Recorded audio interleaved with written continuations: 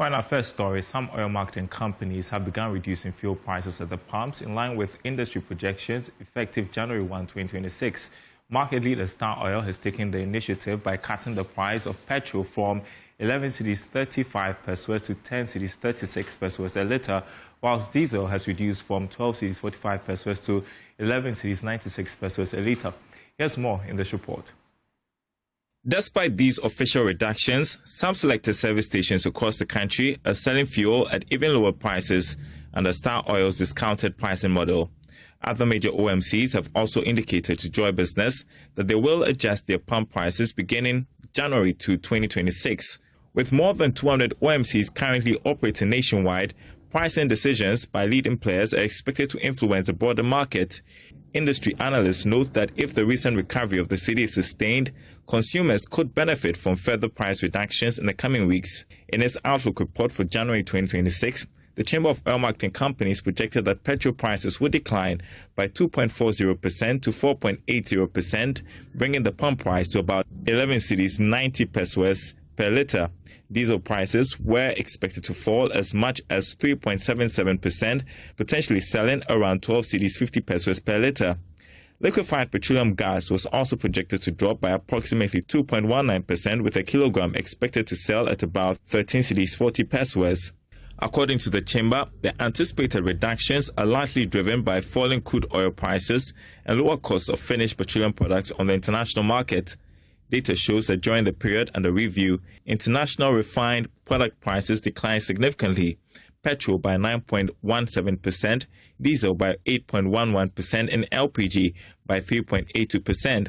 Additionally, the cedi has strengthened against the US dollar, appreciating by more than 3% over the past 3 weeks. For the January 1, 2026 pricing window, the local currency gained 8.20%, moving from 11 cedis 14 pesos to 10 cedis 50 pesos to the dollar. This represents one of the strongest performances in recent months and a sharp improvement compared to the 14 cedis 84 pesos recorded during the same period last year. Meanwhile, Chief Executive of Star Oil Ghana, Philip Tieku, has maintained that the company's rise to become the #1 oil marketing firm in the country was not solely driven by offering low prices to consumers. He explained on PM Express Business Edition that Star Oil's success is a result of a combination of strategic measures. I joined Star Oil in 2014. So I had 6 years of experience working as a finance director for Star Oil. So I had a lot of knowledge already in terms of Star Oil and the industry locally, even as a finance director. I think the biggest change for us was the price deregulation era, post-2015 July. Before July 2015, all oil marketing companies were supposed to sell at the same price. Now, when all oil marketing companies are supposed to sell at the same price, then brand recognition is an important determinant of where customers go to. So you had lots of local players, all right, but when you are competing with multinationals or large state institutions in the oil space who were pioneers in that space, and you have to sell at the same price, it was very difficult for you to penetrate in terms of market share. The only way you can do that is to actually spread around the country. But post-2015 July, price became an important factor in terms of customer choice. But Ghana also has a history of quality problems in terms of oil marketing companies.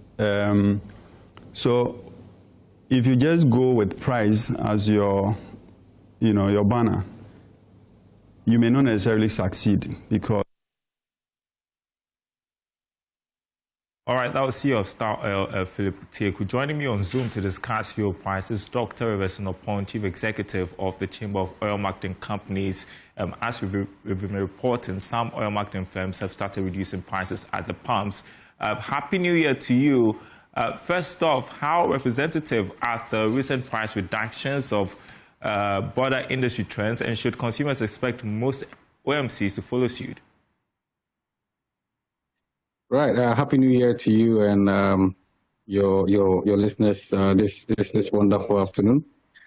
Yeah, I mean we are downstream sector is indeed happy to notice the market trends in the international benchmark prices, and also with the Cedi appreciation that we've seen over the two windows. That is bringing us to petrol dropping by 2.4 to 4.8, or let me say 5%. And also diesel also dropping to 2.5 to say 3.77.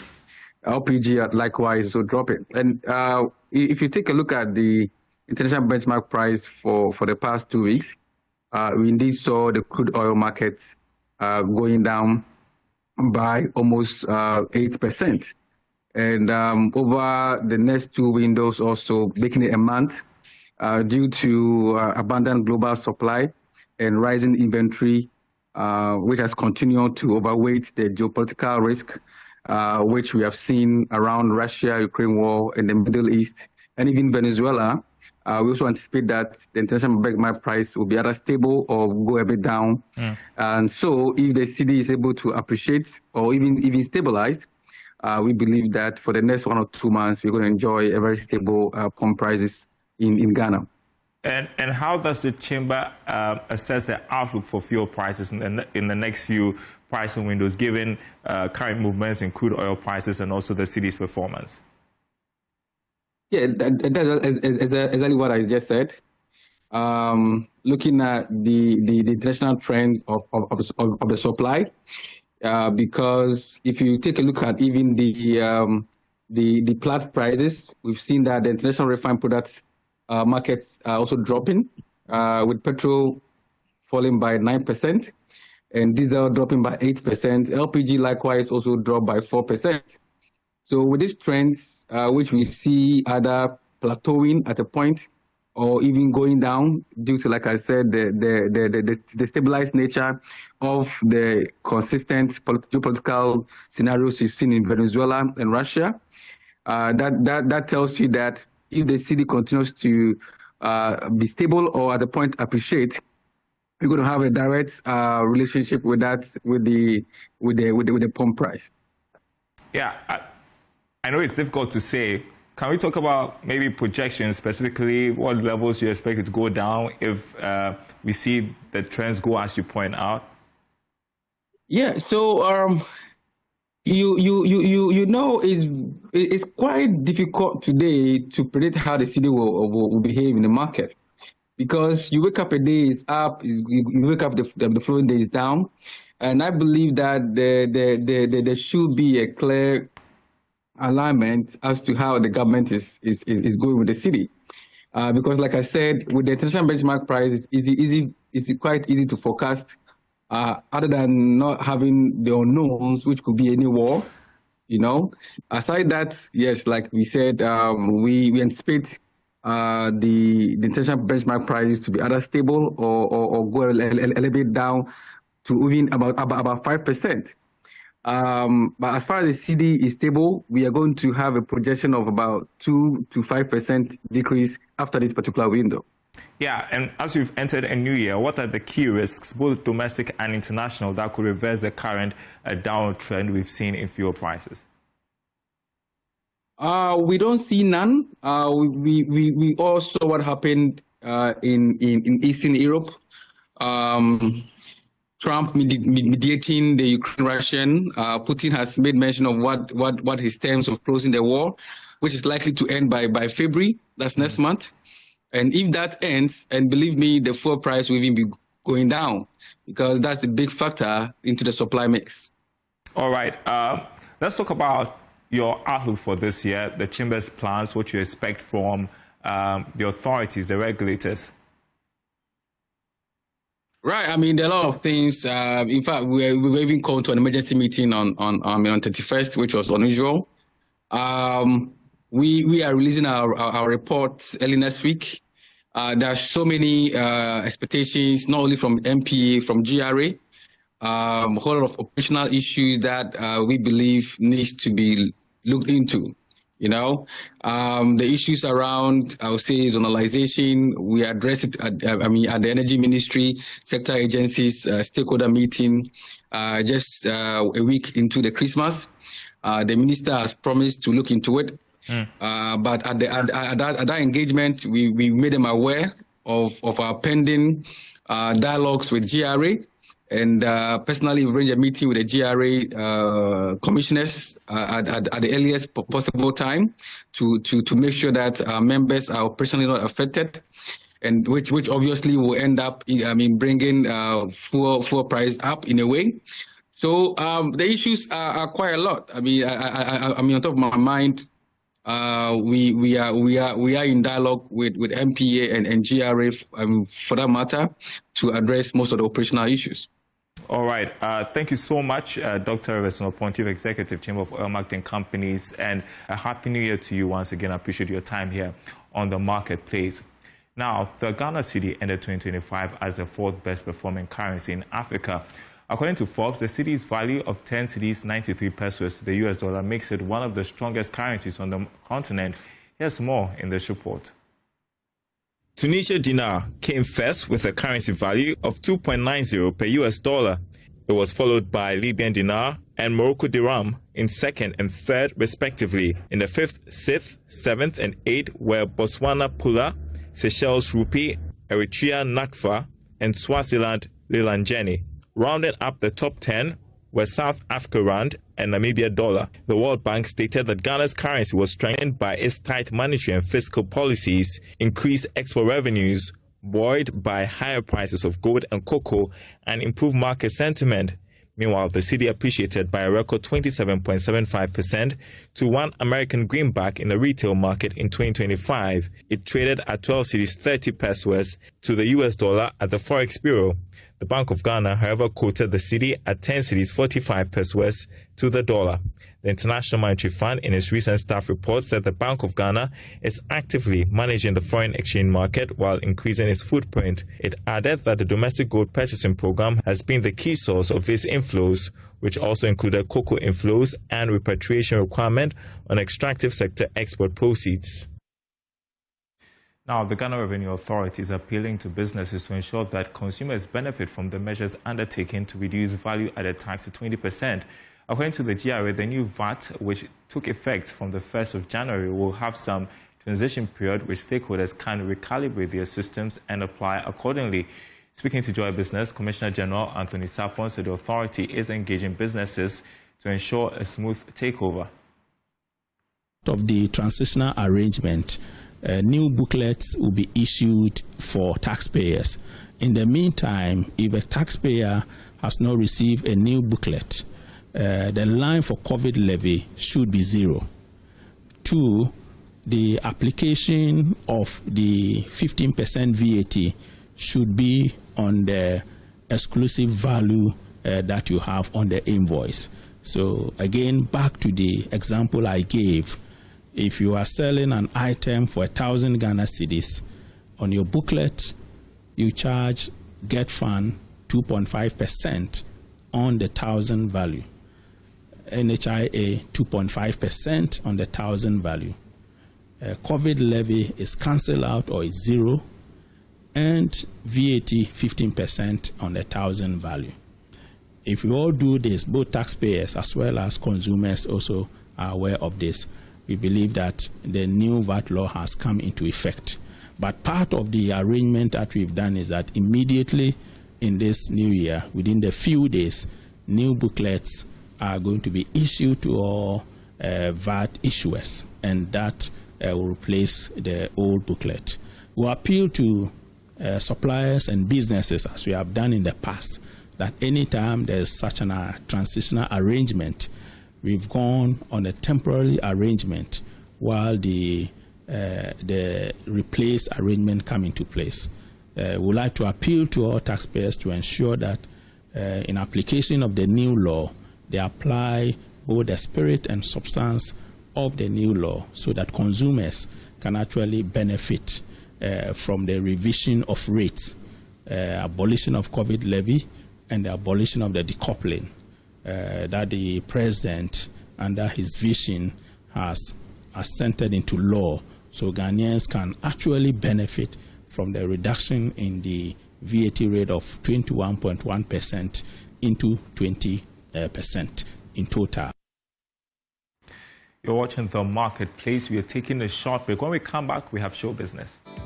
Welcome back. Time for show business. And as businesses intensify promotions to cash in on the festive season, theatre productions are also stepping into the spotlight, repositioning stage performances as both a cultural experience and a viable commercial venture in Ghana's festive economy. Here's Helena Kai Aye's report.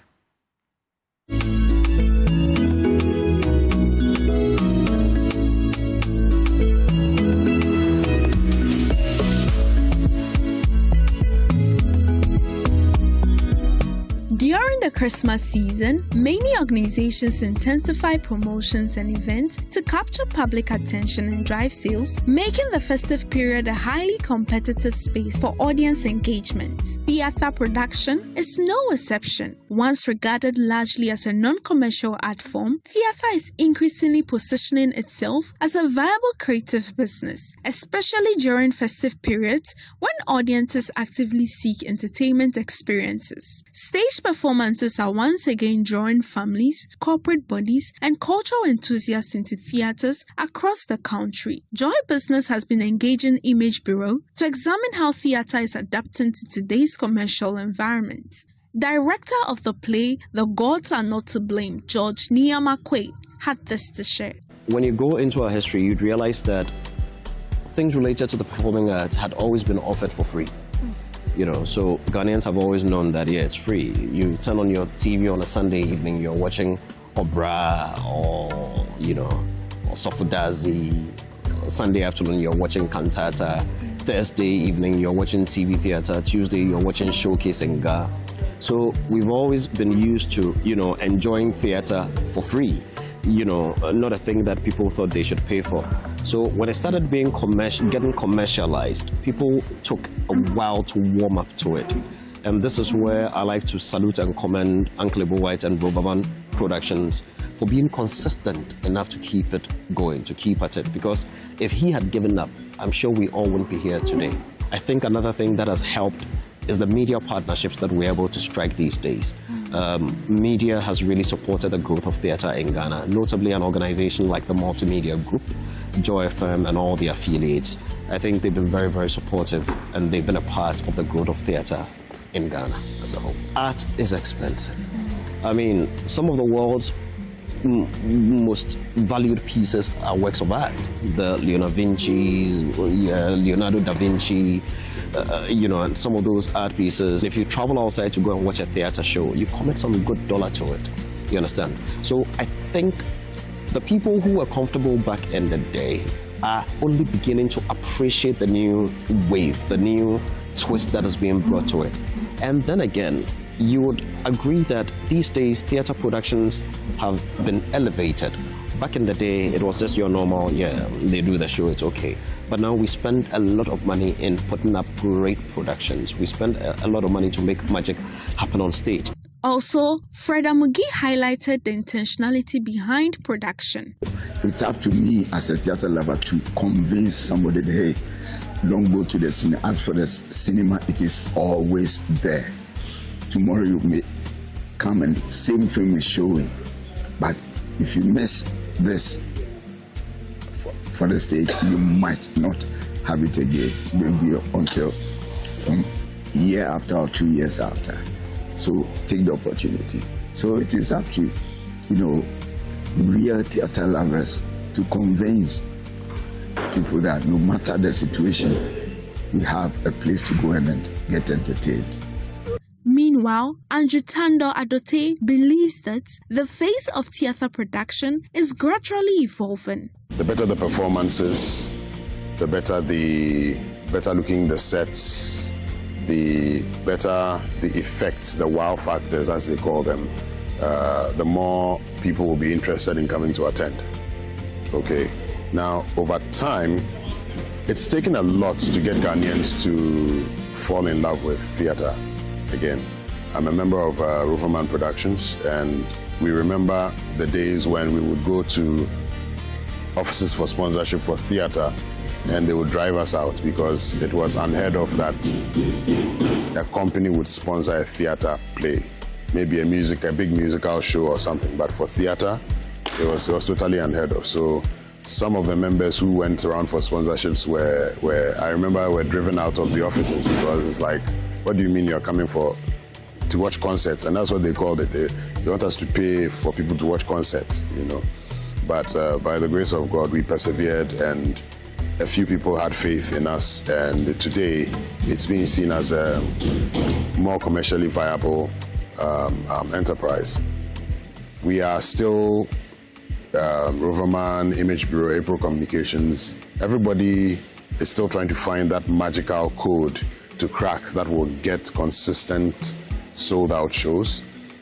Some of us are closer than others, but hopefully, I mean, the first time the gods are not to blame showed, it sold out. We had to get some people had to go home. There are friends of mine who came and had to go back home because they didn't find seats because the place was full. So I believe we are close to finding that magical formula that will get that consistent inflow of patrons. Financing, however, remains a challenge. Rising production costs mean theatre producers often depend on ticket sales, brand partnerships, and corporate sponsorships to stay afloat. So it's a lot, and by the time you finish one production, you'll have blown almost $1 million. And you'd have to rely on filling these seats to make your money back. Yeah. And even with that, I want us to touch on money. How do you think theatre production is being viably profitable? I wouldn't tell you a lie, it's not been easy. We spend a lot. Billboards, newspapers, radio, television, online, you know, that's new media. It's not easy. At every point, you'd have to part with something. You'd have to part with some revenue. You know, by God's abundant grace, a lot of media houses have been very, very benevolent to us. We have a partnership with the Graphic Communications Group, a partnership with the Multimedia Group, a partnership with the Omnimedia, GH, and a few other partnerships that have been beneficial. So what other people may pay, we usually may get some discounts for those, you know. And we also sometimes get some sponsorship support from organizations like the GTA. Stanbic Bank have been with us since we started this theatre journey. They've been very supportive. Shouts to Mr. Malko Afajino. God richly bless him and his team. We've gotten some help from MTN. We're truly grateful to the team out there at MTN, the team at Neplans Car Rental, the teams at Bills Microcredit, and all the organizations that have helped us along the line. My teams at M-Notify and all of them. We're truly grateful. And they all come together to help us break even. The GTA has been supporting us, you know, and by extension, that is the Ministry of Tourism, Arts and Culture. And it's yes, we are not there yet. I cannot say we've started making profit from theatre. We haven't. We've been breaking even. And there have been some individuals as well that have been supporting us, like Honorable St. George, Honorable Ablaji Fagumashi, Honorable Alexander Fenyumaken, Honorable Samia Uku, and a few others that have been very, very supportive along this journey. Anytime we knock on their doors, they willingly open and support. And we're praying that a lot more people would see what we're trying to do. We're praying that a lot more Ghanaians will begin to patronize what we do. Our tickets are not expensive. We pray that eventually the GRA reduces their tax burdens on us. But we are not saying we don't want to pay. They should just look at it and reduce it more. Because it's not easy. 21.9% is a lot. And we pray that Ghanaians will come help us fill all these seats, because without them, we're broke. And if we keep getting broke, we'll not be able to continue it.